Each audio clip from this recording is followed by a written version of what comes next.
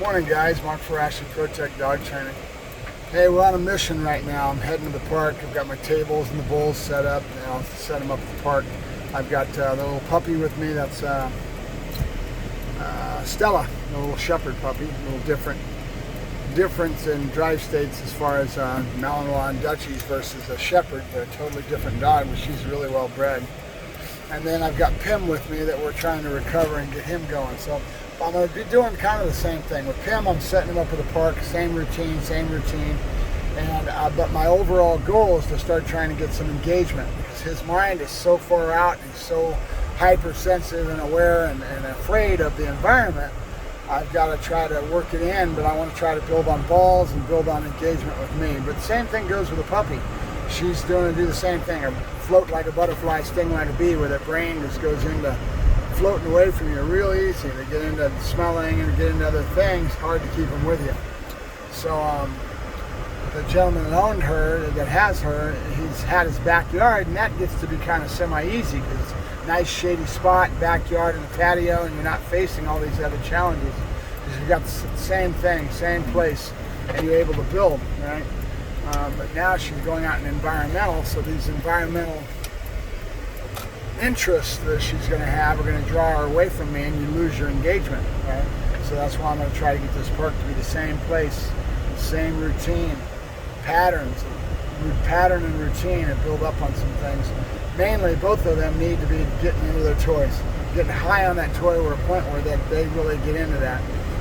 Pim, same thing. I got to get him into wanting to go out to the toys. All he's used to doing is traveling, walking down the way with his owner and pissing and smelling and all that, with all these fear beings in him. It's a sad case, it really is, because I could really get into some particulars, but I don't want to because of the fact that I don't want to alienate the customer.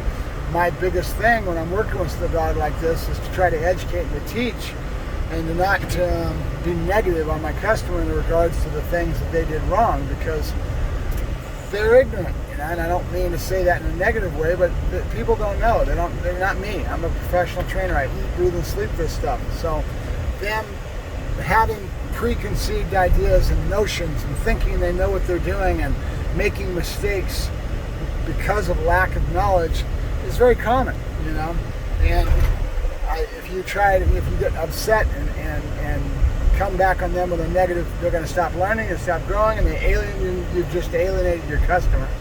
So that does you no good.